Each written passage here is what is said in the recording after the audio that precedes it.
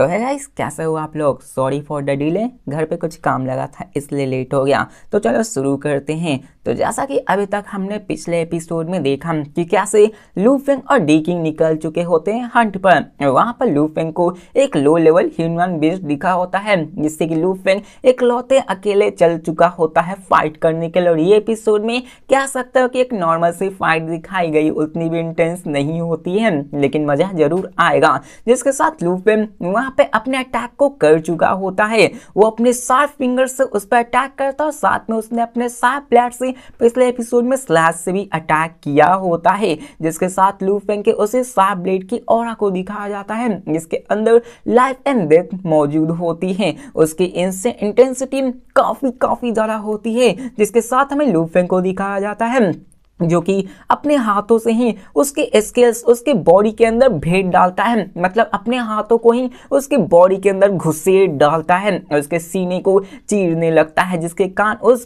Beast की जो body होती है वो भी फटने लगती है और यह बीस्ट पूरी तरह से चिल्लाने लगता है। जिसके साथ हमें दिखाया जाता है कि लू फेंग उसके सीने को चीरकर उसके अंदर जाने लगता है। और कह सकते हो कि जब ऐसा लू फेंग करता है तो यार उसके अंदर से खून की फव्वारें निकलने लगती है। जैसे किसी के हार्ट को काट दो तो उसके अंदर से खून की फव्वारें निकलने लगती है, वैसे सेम टू सेम इस बीस्ट के भी साथ हुआ होता है। लू फेंग उसके सीने को चीर देता है, जिसके कारण उसके अंदर से पर्पल ब्लड एक फाउंटेन की तरह निकलने लगता है। लेकिन यहाँ लू फेंग काफी ज्यादा हैरान हो जाता है, क्योंकि लू फेंग उसके सीने को चीरने के लिए उसी ट्रेजर ग्लव्स का यूज कर रहा था और उसकी जो टफनेस होती है वो काफी ज्यादा होती है। और वो भी पूरी तरह से अंधविश्वास में आ गया था, कैसे हो सकता है, मैंने अपनी फुल फोर्स से इसके सीने को चीरा है। लेकिन फिर भी लू फेंग उतने हद तक नहीं कर पाता जितने कि उसने सोचा होता है। लू फेंग को एक इमेंस रेजिस्टेंस का एहसास होता है और सीक्रेटली वो भी खुश हो रहा था कि यार इतनी आसानी से मैं इसको थोड़ी ना मार सकता। मतलब कि वो चाहता था कि जितना ज्यादा ये मशक्कत करे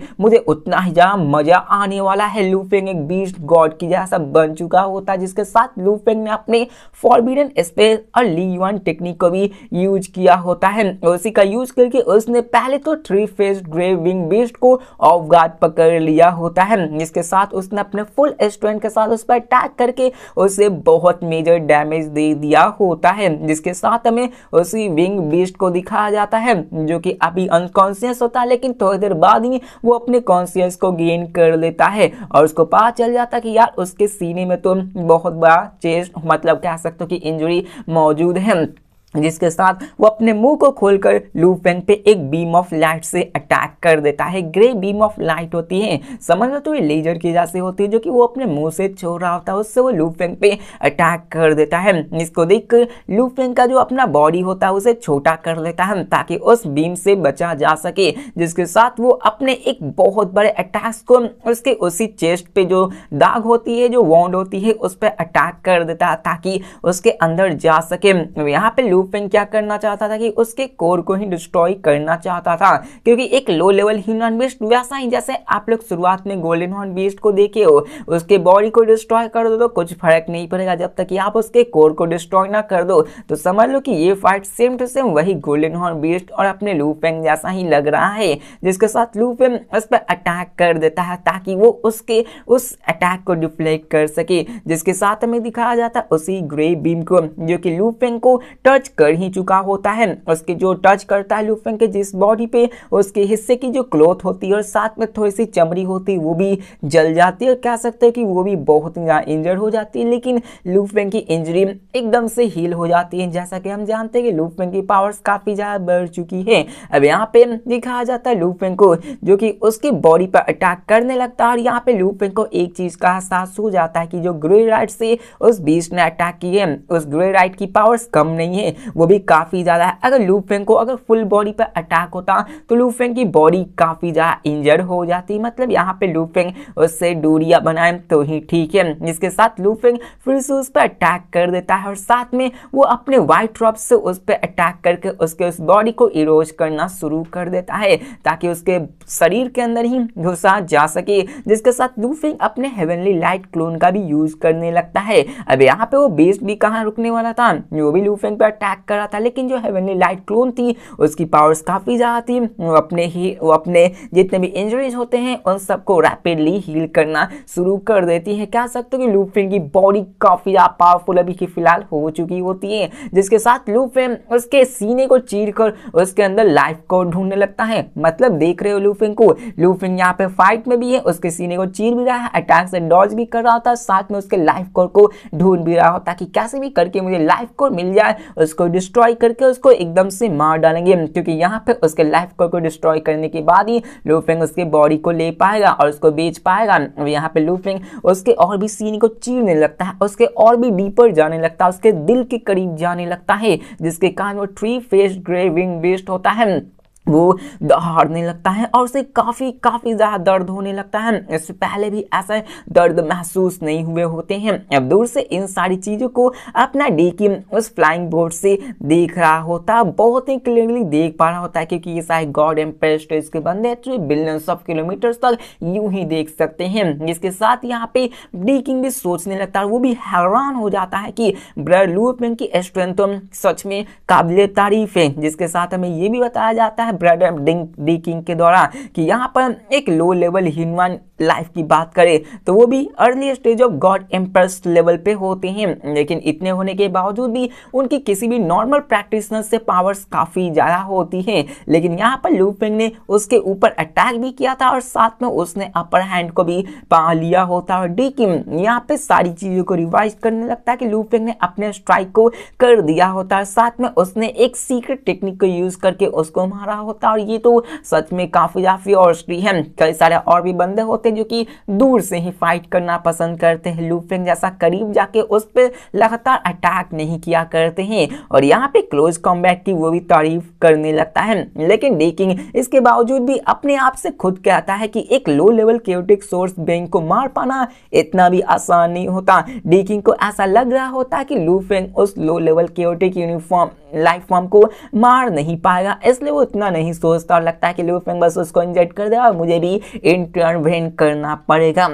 जिसके साथ हमें ये भी बताया जाता है कि उसने ऑलरेडी अपने पास्ट एक्सपीरियंस से ये सब बोला होता है, क्योंकि यार यूनियन सिटी में हमें बताया जाता है कि यहाँ यूनियन सिटी में हंटिंग टीम्स के अंदर अर्ली स्टेज गॉड एम्प्रेस के प्रैक्टिशनर्स ज्वाइन कर सकते हैं। यहाँ पे एक लो लेवल ह्यूमन या कैओटिक सोर्स लाइफ में उनको मारने के लिए कम से कम 4 से 5 low level first early stage of God empress के बंदों की जरूरत पड़ती है। तो यहाँ पे इसी से वो कह रहा होता है कि यार 4-5 बंदे मिलाकर एक लो लेवल को मारते हैं तो मुझे नहीं लगता कि लू फेंग अकेला मिलकर उस बंदे उस बीस्ट को मार पाएगा, इसलिए यहाँ पे ये सब कर रहे हैं। और यहाँ पे 4-5 को ही ले लो, वो भी उसको श्योर नहीं है कि वो उसको मार ही पाएगा। मतलब कि यहाँ पे डीकिंग अपने एक्सपीरियंस के साथ कह रहा होता है कि लू फेंग नहीं मार पाएगा। जिसके साथ यहाँ पे हमें ये भी बताया जाता है कि आखिरकार क्यों लू फेंग ने डीकिंग ने लू फेंग को ही क्यों चूज किया था। ऐसा इसलिए क्योंकि लू फेंग की स्ट्रेंथ काफी ज्यादा थी, लेकिन डीकिंग को अपने स्ट्रेंथ पे काफी ज्यादा भरोसा था। उसे भरोसा था कि उसकी पावर्स काफी ज्यादा, क्योंकि वो ऑलरेडी गॉड एम्पायर वेलम के मिड स्टेज पे कदम रख चुका था। तो उसके लिए ये लो लेवल ह्यूमन क्रिएचर्स का सामना कर पाना इतना भी मुश्किल नहीं था, वो आराम से अकेले इसको हैंडल कर सकता था। और साथ में कोई और भी मतलब कह सकते कि कहीं और कुछ और खतरा आ जाए, कोई हायर लेवल का आ जाए तो उसके साथ निपट सकता है, मतलब अपनी पावर्स को यूज कर सकता है। जिसके साथ हमें लू फेंग को दिखाया जाता है जो कि उसकी बॉडी के अंदर घुस के उसके कोर को सर्च करने लगता है और कह सकता है कि उसकी बॉडी के अंदर घुस गया है तो उसके डोमेन के अंदर घुसा हुआ है। जैसे लू फेंग का अपना एक ब्लड डोमेन होता है तो उसके अंदर जिसकी भी बॉडी होती है वो कोरोड होना शुरू हो जाती है, तो same to same Lu Feng के साथ भी हो रहा होता है। लू फेंग जब उसके बॉडी के अंदर घुसा होता है तो उसकी ब्लड की वजह से लू फेंग की जो बॉडी होती है वो कोरोड होना शुरू हो जाती है, झड़ने शुरू हो जाती है। लेकिन लू फेंग की जो पावर्स होती है वो ऐसा उसको नहीं होने देती, उसको करंटली बार बार हील करने लगती है। जिसके साथ लू फेंग आगे बढ़ने लगता है, लेकिन यहाँ वो बीस्ट कहाँ रुकने वाला था, वो अपने जोर से दहाड़ मारता है बिना किसी वार्निंग के। वहां पे उसके ब्लड के अंदर से एक बहुत बड़ा ग्रे मिस्ट एक्सपांस हो जाता है। मतलब कह सकते हो कि उसने अपनी खुद की एक ग्रे मिस्ट की डोमेन बना ली होती है। उस मिस्ट फॉर्म में उसकी डिफेंसिव स्ट्रेंथ बाकी सारी बहुत ज़्यादा बढ़ जाती है। उसकी सर्वाइविंग एबिलिटी, इवेडिंग, एम्ब्यूजिंग, ये सब कह सकते हो कि बहुत ही ज़्यादा एम्पलीफाई हो चुकी होती हैं और एक ही झटके में दिखाया जाता है कि लू फेंग उस पूरे के पूरे एंडलेस मिस्ट के अंदर समा जाता है और कह सकते हो कि अभी के फिलहाल वो एक डोमेन में कैद हो चुका होता है, जिसके कारण यहाँ पे लू फेंग की फिर से बॉडी वहाँ पे रिपीटेडली टीयर होने लगती है, टूटने लगती है। लेकिन लू फेंग की जो वाइट रॉब होती है वो अपने इनेट वाइटैलिटी की वजह से बार बार रिकवर करने लगती है। लू फेंग बार बार इंजर्ड हो रहा था, -1 HP, -1 HP, -1 HP, लेकिन वहाँ पे बार बार लू फेंग अपने आप को +1 HP, +1 करता जा रहा होता, किसी गेम कैरेक्टर्स की तरह आप लोग समझ सकते हो। यहाँ पे उसी ग्रे मिस्ट के अंदर से लू फेंग पे कई सारे अटैक्स आते हैं शार्प क्लॉज की, जो कि लू फेंग के चेस्ट, बैक्स, लेग्स इन सब पे लगते हैं, जो कि आकर लू फेंग को लगते भी हैं, जिसके कारण लू फेंग इंजर्ड भी होता है। लेकिन लू फेंग की जो पावर्स होती है, जो कि एक ही चीज बार बार बताई जा रही है कि यहाँ पे लू फेंग बार बार अपने आप को रिकवर कर ले रहा होता है। लू फेंग को उन अटैक से थोड़ी सी माइनर वॉन्ड्स होती है, लेकिन वो भी इंस्टेंटली हील हो जाती है, जिसके साथ हमें बीस्ट को दिखाया जाता है। अब बीस्ट को कोई मामूली मत समझना, इसके पास भी किसी एक प्रैक्टिशनर की तरह दिमाग होती है। वो ये समझ जाता है कि इस प्रैक्टिशनर की फिजिकल बॉडी मुझसे भी ज्यादा पावरफुल है, फॉर्मेडेबल है, जिसको मैं तबाह नहीं कर सकता हूँ, और वो समझ जाता कि यार इससे तो लड़ना ही बेकार है। अब यहाँ पे उसने ऑलरेडी लू फेंग पे कई सारे अटैक्स किए होते हैं, यहाँ तक कि वो अपने क्लॉ से भी अटैक कर चुका था। वो क्लॉ के अटैक लू फेंग को लगे भी होते हैं, लेकिन लू फेंग अपने एक ही झटके में उन सारे इंजरी को रिकवर कर चुका होता है। जिसके साथ हमें ये बताया जाता है कि जितने भी low level chaotic source life forms होते हैं, उन सब की फिजिकल बॉडीज और वाइटैलिटी काफी ज्यादा होती है। अब यहाँ पे ग्रेविंग बीस्ट को जब ये अंदाजा हो गया था, ये रियलाइजेशन हो चुका था कि लू फेंग ने उस दोनों को, फिजिकल बॉडी और साथ में वाइटैलिटी को भी सरपास कर दिया। लू फेंग की फिजिकल बॉडी तो ऑलरेडी काफी ज्यादा स्ट्रांग है, उसकी वाइटैलिटी तो इतनी थी कि यार उस बंदे, उस बीस्ट की अटैक्स को लू फेंग इतनी आसानी से हील कर रहा था, तो यार वो बहुत ज्यादा घबरा जाता है। जिसके साथ कह सकते हैं कि वो भी भागने के चक्कर में होता है, क्योंकि यार वो समझ चुका था कि मैं इसको नहीं मार सकता हूँ। जिसके साथ हमें यहाँ पे लू फेंग के टेक्निक को दिखाया जाता है, जो कि और भी पावरफुल हो चुके थे और उस पर अटैक करने लगता है। इस वजह से वो और भी कहता कि चलो अब मुझे भागना होगा, और वो यहाँ से इस बैटल को छोड़कर यहाँ से भागने लगता है। वहां से वो अपने वास्ट ग्रे मिस्ट से हाई स्पीड से निकलने की कोशिश करने लगता है, जिसको देखकर लू फेंग कहता है कि अब यहाँ से तुम भागना चाहते हो, अब चलो तुम मेरे एक फॉरबिडन मूव को विटनेस करो, जिसका नाम है वर्ल्ड इन द पाम, जो कि लू फेंग ने अपने ऑरिजिन कॉन्टिनेंट के अंदर जो ह्यूआंग सिटी को बनाया होता, उसके ऊपर कवर में वर्ल्ड ऑफ पाम को यूज किया था। वही समझ लो, तो उसी के तरह एक टेक्निक होती है, जो कि लू फेंग यहाँ पे एक फॉरबिडन मूव की तरह यूज करने वाला होता है। इसके साथ लू फेंग अपने माइंड को मूव करता, अपने इस फॉरबिडन टेक्निक को यूज करता है और अपने उसी हेवन एंड अर्थ क्लोन को एक्टिवेट करता है, जिसके साथ दिखाया जाता है जो लू फेंग का हेवन एंड अर्थ क्लोन होता है, वो सराउंडिंग के वास्ट वर्ल्ड के साथ मर्ज हो जाता है, और उसी के साथ वो अपने फॉरबिडन टेक्निक भी रिलीज करता है। अब जो हेवन एंड अर्थ क्लोन होती है, उससे आप ये समझ लो कि वो एक डोमेन को क्रिएट कर देती है, वो वहां पे एक कवर कर लेती एरिया को, जिसके कारण कह सकता है कि लू फेंग को अपर हैंड मिल जाती है। इसके साथ हमें ये बताई जाती है कि लू फेंग ने अपने उस क्लोन के साथ वर्ल्ड इन द पाम को भी कंटेन मिक्स कर दिया होता है, जिसके कारण उसकी पावर्स काफी ज्यादा बढ़ जाती हैं। जिसके साथ यहाँ पे और भी चीज दिखाई जाती है कि लू फेंग और भी कुछ अतरंगी चीजें करने लगता है, अपने क्लोन्स के साथ कुछ और भी पावर मर्ज करने लगता है, जिसके साथ वहां पे बूम धमाका होता है और एक इल्यूजनरी पाम अपीयर होने लगता है। पूरी की पूरी दुनिया ऐसी लग रही थी जैसे उस पाम के अंदर ही समाई हुई थी। और जो ग्रे मिस्ट होती है, कह सकते हो कि ग्रे मिस्ट उसी तरह है जैसे आपने गोल्डन हॉर्न बीस्ट को देखा होगा कि कैसे वो भागने के लिए अपने चारों तरफ ये पावर्स का यूज करके वहां से निकल जाती। सेम टू सेम ये समझ लो कि वो जो बीस्ट होता है वो एक मिस्ट, एक धुएं की तरह तब्दील हो चुका होता है, उससे वो भागने की कोशिश कर रहा होता है।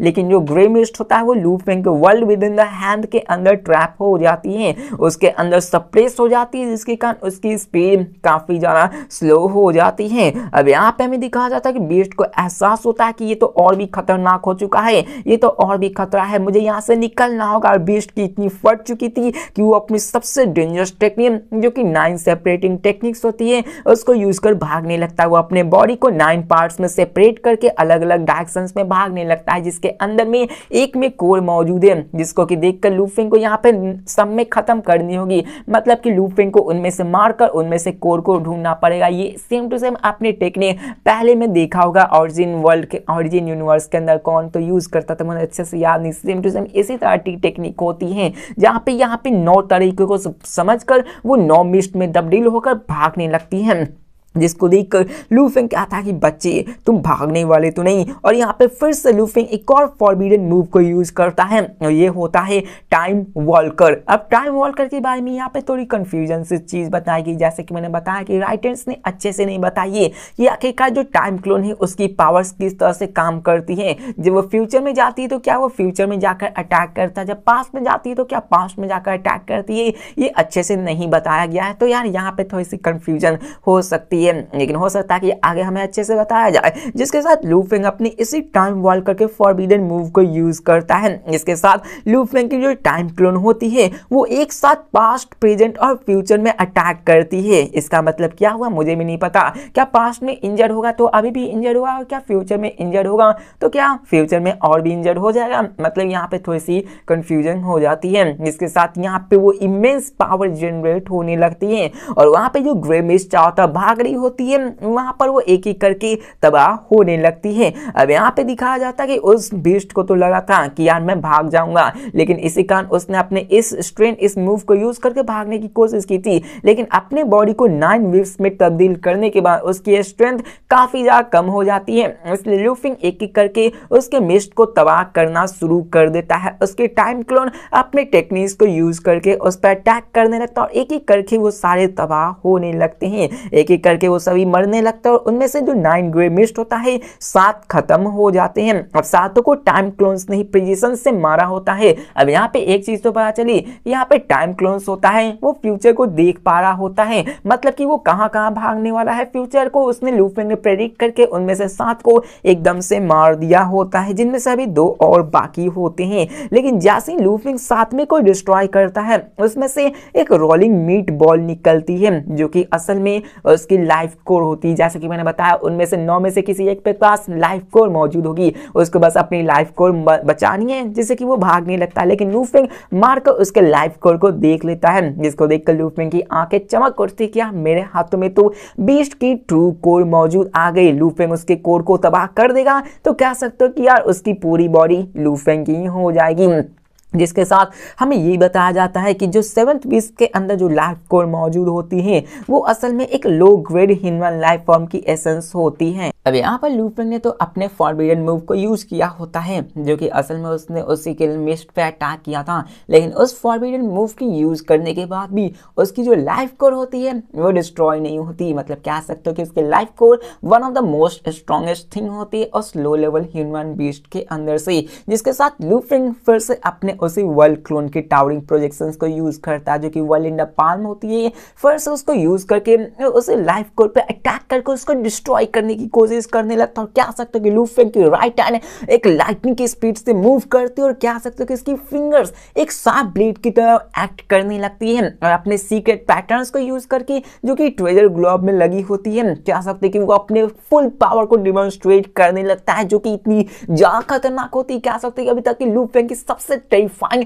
अटैक में से एक होती है जो कि नियरली पूरी तरह से लाइटिंग से भरी हुई होती है। वहां के स्पेस और टाइम फैब्रिक में भी क्रैक आने लगती है, जिसके कारण दिखाया जाता है कि वो बहुत ही स्पीड से उसी लाइफ कोर पे अटैक करने वाली थी। लेकिन एक लाइफ कोर की भी अपनी एक विल पावर्स होती है जिसकी वजह से उस लाइफ कोर को भी एहसास होता कि यार आज तो उसके लाइफ कोर की ऐसी की तैसी होने वाली है और वो भी भागने की कोशिश करने लगते हैं। लेकिन लूफिंग की इस पावर के सामने उसकी लाइफ कोर की स्पीड भी काफी कम होती है। लूफिंग वहां पे उस पे अटैक कर देता है और उससे एक 3 डीप गैसेस आते हैं उसको रिप अपार्ट चीर देता है। और यहाँ पे लूफिंग ने उसके ऊपर बहुत ही पावरफुल अटैक किया होता है और उस पे अटैक करके उसकी बॉडी को ही मारता, मतलब उसकी बीस्ट कोर को डिस्ट्रॉय करता है, जिसकी वजह से वो बीस्ट मारा जाता है। उसकी मैसिव सी बॉडी जो कि बहुत बड़ी होती है वहीं पे जमीन पे गिर जाती है। और जब उस बीस्ट की जो बॉडी नीचे गिरती है ना, मतलब यार स्पेस में जमीन कहाँ होती है मुझे ये समझ नहीं आ रहा, लेकिन ये कहा जाता है कि जमीन पे गिरती है तो वहां के स्पेसेस में भी क्रैक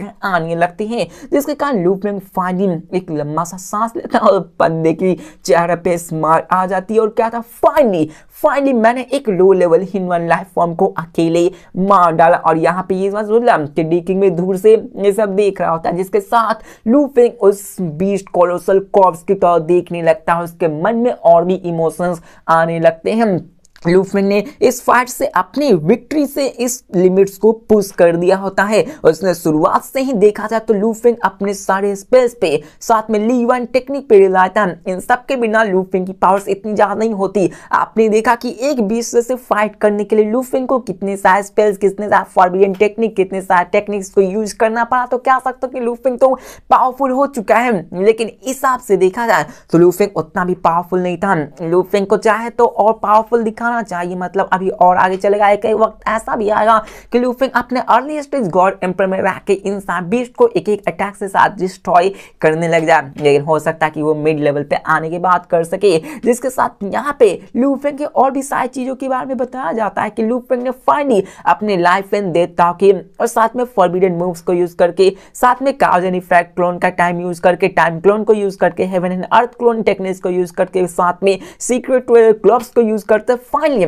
उसने सबसे weakest low level human level life forms को मार दिया। मतलब अभी तक लू फेंग ने जितनी मशक्कत की है वो सिर्फ सबसे कमजोर weakest low level human life के लिए की होती है। इसके साथ लू फेंग खुद से सोचते हुए कहता है कि ये तो बस एक low level human life form था, जिसकी पावर्स तो एक गॉडली गॉड स्टेज एम्प्रेस थी, जो कि अपने काइंड में सबसे वीकेस्ट है। लेकिन फिर भी यार ये सब इतना चैलेंज पोजेस कर रहे हैं। मतलब लू फेंग पहली दफा तो खुश होता है कि मैंने अकेले मार डाला, लेकिन लू फेंग अपनी सब गहराई के बारे में समझ जाता कि यार मुझे इतनी सारी चीजों का जरूरत पड़ा सिर्फ एक सिंगल लो लेवल, सबसे वीकेस्ट लो लेवल बीस्ट को मारने में। अब उसी वक्त वहां पे एक ब्लैक फ्लाइंग बोर्ड भी अपीयर होता है, डीकिंग बाहर निकलता, बंदे के एक्सप्रेशन यार उसके चेहरे से साफ झलक रही थी। उसको विश्वास नहीं हो रहा था कि लू फेंग ने अकेले उस बीस्ट को मार डाला है। और डीकिंग हैरान होते हुए क्या था कि ब्रदर लू फेंग, तुमने हेड ऑन हेड एक low level human life form से फाइट की और उसको कंप्लीटली ओवरपावर कर दिया। शुरुआत में तो ऐसा लगा था कि तुमने उस पे एक स्नीक अटैक किया है, लेकिन बाद में तुमने उसके ऊपर और भी अटैक करना शुरू कर दिया, जिसके कारण उसने अपने मिस्ट फॉर्म को तक लॉन्च कर दिया, जिसके साथ उसने फिजिकल बॉडीज पे भी तुम्हारे पे अटैक की। लेकिन तुम्हारी वर्ल्ड उसको बड़ी आसानी से इफर्टलेसली विथस्टूड कर दी, और यहाँ तक कि तुमने लास्ट में अकेले ही उसको मार दिया। और बंदे आप पूरी तरह से हैरान होता है, क्योंकि आपने शुरुआत में देखा कि कैसे वो बंदा यकीन नहीं करता कि यार ये अकेले मार पाएगा। इसके साथ वो लू फेंग की तारीफ करते हुए कहता है कि early stage God emperor level के प्रैक्टिसेस में देखा जाए तो यहाँ पे बहुत बहुत कम ऐसे बंदे होते हैं जो ये दावा करते हैं कि वो अकेले एक low level human life form को 1v1 में हरा सकते हैं। और साथ में वो उसकी तारीफ करते हुए कहते हैं कि तुम्हारी स्ट्रेंथ तो अनडाउटली एक अर्ली स्टेज गॉड एम्पायर के, जिसने अर्ली एनलाइटमेंट को अटेंड किया है, उसमें से टॉप पे आती है। मतलब लू फेंग अभी अभी ही ऑरिजिन कॉन्टिनेंट से बाहर निकला और अभी अभी लू फेंग की पावर्स अपने अर्ली स्टेज की गॉड एम्प्रेस में टॉप पे आने लगी है। जिसके साथ यहाँ पे इनिशियल बताया जाता है कि लू फेंग के पावर्स को डीकिंग ने पहले ही सोचा था कि लू फेंग असल में एक अर्ली स्टेज गॉड एम्पायर के एवरेज स्ट्रेंथ को पोजेस करता होगा, क्योंकि यहाँ पे लू फेंग ऑरिजिन कॉन्टिनेंट से बाहर निकला था तो उसने अपने सबसे पावरफुल ट्रेजर 9 स्टोरी टावर को लूज कर दिया। तो उसे लगा था कि लू फेंग की पावर्स बहुत ही कम हो चुकी होती है, लेकिन लू फेंग ने इस वक्त जिस तरह की पावर्स को दिखाई होती है, डीकिंग पूरी तरह से हैरान और यार कह सकते हो कि विश्वास में नहीं रह पाता कि यार ये बंदी की पावर्स देख रही इतनी ज्यादा कैसे हो सकती है। यहाँ पे वो समझ जाता है कि लू फेंग की कैपेबिलिटी से उसकी जो टीम वर्क होने वाली है वो और भी खतरनाक होने वाली है, जिसके साथ वो और भी ग्रेटर डेंजर्स को एक साथ हैंडल कर सकते हैं और बहुत बड़ा हंटिंग रिजल्ट्स को पा सकते हैं। जिसके साथ यहाँ पे लू फेंग कहता है कि ये तो बस एक लो लेवल प्राइमर बीइंग था, लेकिन इसके बावजूद भी इसके पास तो कई सारी इनेट एबिलिटीज भी मौजूद थी। मैं तो यहाँ पे अब लू फेंग यहाँ पे कहने लगता है, मतलब उसने अपने आप को दिखाने लगता कि मैं अभी भी इतना पावरफुल नहीं हूँ। और कहता कि ये तो सही था कि जिस बीस्ट को मैंने फेस किया उसके पास वैसी पावर्स नहीं थी कि वो वहां से बचकर निकल पाए। अगर इस तरह के कोई और low level primer normal being होते तो आउटकम डिफरेंट हो सकता था। लू फेंग के पास ऐसी ऐसी टेक्निक्स थी कि वो अकेले उसको मार सकता था। कोई और किसी और तरह के पावर्स की बीस्ट होती तो लू फेंग के हाथों से वो निकल भी सकती थी। तो इसे सुनकर डी किंग कहता कि हाँ यही तो बात है, इसलिए तो हम लोग का टीम अप करना बहुत ही ज्यादा क्रूशियल है। जिसके साथ वो कहता है कि चलो अब इस एस्पॉइल को हैंडल करते हैं। ये तुम्हारा पहला टाइम है कि तुम एक low level human life form को अकेले हंट किए हो। लू फेंग भी हामी भरता है उसी इनॉर्मस से कॉर्प्स की तरफ देखने लगता है। लू फेंग कहीं ना कहीं थोड़ा सा सेटिस्फाइड होता है और अनसेटिस्फाइड भी होता है। मतलब लू फेंग इस बात से तो खुश था कि लू फेंग की पावर्स काफी ज्यादा बढ़ चुकी, मेरी पावर्स काफी हद तक बढ़ चुकी हैं, लेकिन वो इस हद से परेशान था कि यार ये सबसे वीकेस्ट को मैंने मारा है। और यही चीज तो लू फेंग को इतना पावरफुल बनाती है। उसने कभी भी गर्व नहीं किया कि यार मैंने इतने अकेले ऐसे कारनामे कर रखे हैं, वरना ऐसे अगर किसी और ने किया होता तो वो फूले नहीं समाता। जिसके साथ यहाँ पे लू फेंग उस मैसिव से कॉर्प्स को अपने पास रख लेता है, मतलब कि वहां पे उसके पास उठा लेता है। अब यहाँ पे डी किंग उससे कहता है कि देखो ये लो लेवल क्यूटिक सोर्स लाइफ फॉर्म से इसे तुमने अकेले मारा है तो ये पूरा तुम ही रख सकते हो। लू फेंग क्या था कि नहीं ऐसा नहीं है, ऐसा करने की जरूरत नहीं है। हमने शुरुआत से ही एग्री किया है कि यहाँ पे जितने भी स्पॉइल्स आने वाले हैं हम उसमें से आधा आटा बांटेंगे। लू फेंग फेयरनेस पे करता है। अब यहाँ पे वो डी किंग को याद दिलाता है कि कैसे हम लोग शुरुआत से ही आधे आधे 50-50 का ही करने वाले, चाहे कुछ भी क्यों ना हो। अब यहाँ पे डी किंग से उसने बहुत ही पहले एक फिगर के साथ स्टैब्लिश कर दिया था। मतलब बात करें डी किंग की तो डी किंग यूनिवर्सिटी में ऑलरेडी एक पावरफुल फिगर की तरह देखा जाता है। वो काफी ज्यादा अमीर है और साथ में वो लू फेंग को ऐसे छोटे मोटे लो लेवल ह्यूमन देने से कतराता नहीं था, इसलिए वो यहाँ पे लू फेंग को कहता कि जाओ इसको तुम रख लो। लेकिन यहाँ पे डी किंग को रियलाइज होता है लू फेंग की बातों से कि लू फेंग तो काफी ज्यादा अच्छा है, वो फेयरनेस पे बिलीव करता है, वो पोलाइटनेस दिखाता है। जिसके साथ हमें यहाँ बताया जाता है कि डी किंग अगर लू फेंग के साथ मिलकर फाइट करे, क्योंकि डी किंग की जो एक्सप्लोजिव पावर है वो उसके शॉर्ट फॉर्मेशन, आपने सोल लाइन में टंक्शंस के वो आपने देखे होंगे शॉर्ट फॉर्मेशन, क्या नाम है मैं भूल गया, उसी की तरह अपना डी किंग भी पावर्स को यूज कर सकता था। लू फेंग अपने फिजिकल पावर्स और एबिलिटी से क्लोज कॉम्बैट पे अटैक करता और साथ में दूर से अपना डी किंग अंकल चैन साथ होते हैं उसी की तरह अपने उसी शॉर्ट फॉर्मेशन का यूज करके उस पर अटैक कर देते हैं। इस तरह के कॉम्बैट और साथ में अटैक्स दूर से करने वालों को जो पावर्स होती है, जो कह सकते हो कि दोनों की कैपेबिलिटीज होती है मिलाकर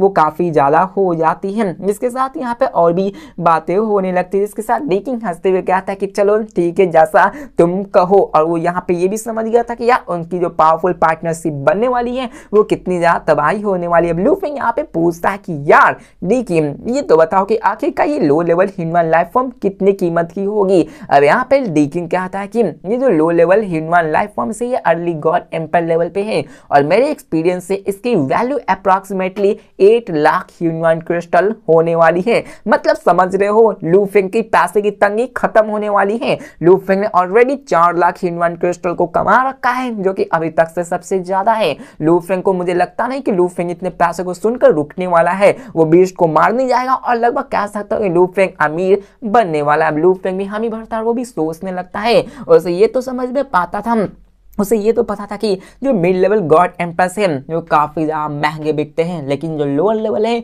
वो 8 लाख है, तो लू फेंग के हिसाब से अभी काफी होते हैं। जिसके साथ डी किंग कहता है कि चलो हम लोग अपने हंटिंग को कंटिन्यू करते हैं ताकि वो यहाँ पे फाइट कर सके। और उस बंदे की भी यार कह सकते हो कि स्पीड बढ़ चुकी थी यार, उसी सारे बीस्ट को मारना है और काफी ज्यादा एक्साइटमेंट हो चुकी थी। जिसके साथ वो फाइनली आगे बढ़ते और यहाँ पे कंटिन्यूअसली देखा जाए तो कुछ चैप्टर्स तक फाइट होने वाली है। और यहाँ पे फिर से हम लोग नेक्स्ट एपिसोड में दोनों के पार्टनरशिप के साथ देखने वाला। अब यहाँ पे मजा नहीं आने वाला जब तक कि एक मिड लेवल का ह्यूमन लाइफ फॉर्म ना आ जाए। वहां पे लगातार तो मारने जाएंगे, लेकिन ऐसा हो सकता है कि राइटर्स वहां पे बीच में एक ऐसे पावरफुल मॉन्स्टर को ले आए जिसमें उन दोनों को अपनी फुल पोटेंशियल को रिलीज करना हो, तभी तो मजा आएगा एक पावरफुल अपोनेंट का सामना करने में। या फिर हो सकता है कि कुछ और प्रैक्टिशनर्स आके उससे भिड़ दे, तो ये तो हम नेक्स्ट एपिसोड में जानेंगे। तब तक के लिए बाय।